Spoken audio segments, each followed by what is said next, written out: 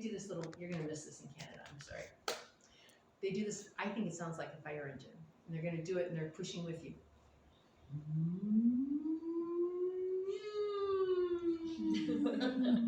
Quick breath.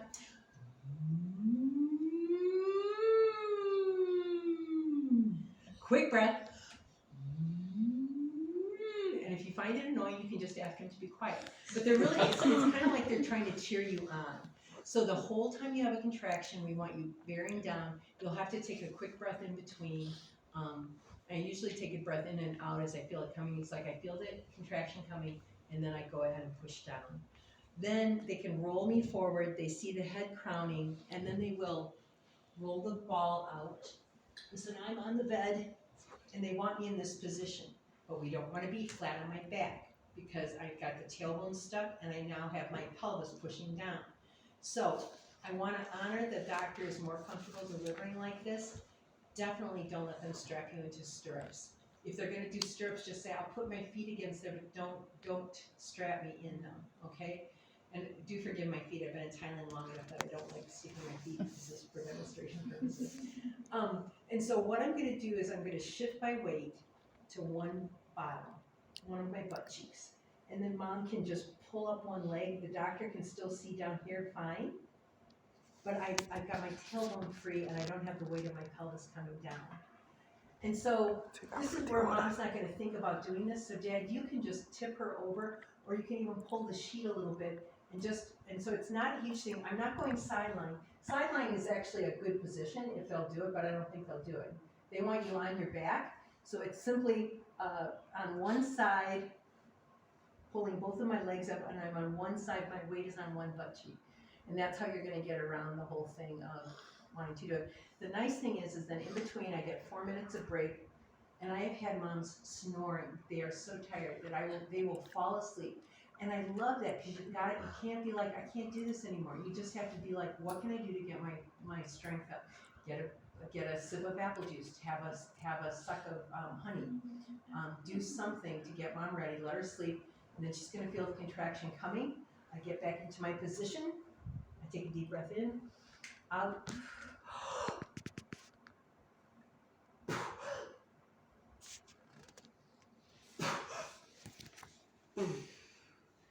And I don't want mom wasting her energy holding her leg. So either the nurse or dad is holding this leg up.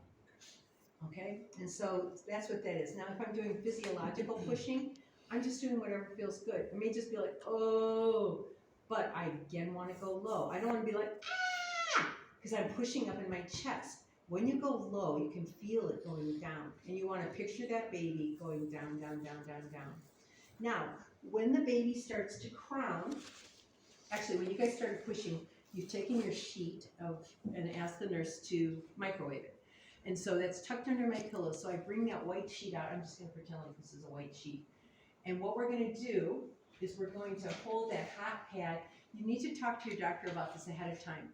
The warm, moist heat is going to bring blood flow. So the head is crowning. I want to ask them, I want for one contraction, I want to breathe through a contraction. The warm, moist heat will make the blood come, which is going to make it stretchier. So for one contraction, I'm going to blow. When the head starts coming out, I make it, and remember when you feel that ring of fire, we want you to blow the fire out, because your uterus is pushing, the baby is still coming. Now sometimes the heartbeat will go down and the doctor says you need to push, the baby needs to come down. But if you can have a slow, controlled breathe like this, it'd be great to have the baby sit there for one contraction, and then the next contraction the head will come out. And I'm not going to be actively pushing. Burning means I'm breathing.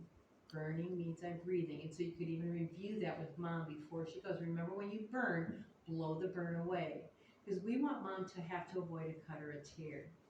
And that's why we'll do a hot pack. You'll just ask your doctor, I want to do a hot pack for one contraction, and then I want to try to avoid an episiotomy or a tear. And so by having the weight on one butt cheek, so if I'm doing this and both legs are being as tight as possible, then my skin doesn't have as much room. But if I can relax this on one side, it frees up the skin, so hopefully I'll have enough room for the baby. Now there's some babies that are just going to be too big, and we're going to need a cut or a tear, okay? But But what we would like is to try to slow things down. Now, I mentioned about meconium. When you have meconium and the head comes out, as the baby passes through the birth canal, the baby's gonna take a deep breath in, and whatever's in the mouth is gonna go down into the lungs, and you can have what's called a meconium aspiration pneumonia. So you will know that if you've had meconium or not. And so you'll review. It's like, remember with this, when the baby's head is out, I'm gonna help you breathe. And it may not just be, she's not gonna go, because the baby's head is out. The biggest part of the baby has already been delivered. She just needs a little push and the baby's coming out the rest of the way. But we have to give time for the doctor to suck all of the mouth out. So you are probably gonna be like, blow in my face, like this, honey. And Dad, you are listening for the doctor. Mom, you are doing nothing but focus on Dad and imitating his blowing. When he says, the doctor says, okay, now you can push, then you'll tell Mom what she can do.